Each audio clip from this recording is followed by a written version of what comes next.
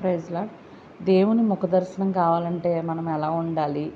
మరి దేవుని ముఖ దర్శనం మనకి ఎప్పుడు అవుతుందంటే, మరి కీర్తనకారుడు ఇందులో చెప్తున్నారు. కీర్తన 17:15 బైబిల్ యందు చూడండి, నేనైతే నీతి గలవాడినై నీ ముఖ దర్శనం చేసేదను. అర్థమైందమ్మా? మనం నీతి గలవారమై ఉండి ఆయన ముఖ దర్శనం చేయాలి. అప్పుడు మనం నీతిగా ఉన్నట్టయితేనే ఆయన ముఖ దర్శనం మనకి వస్తుంది.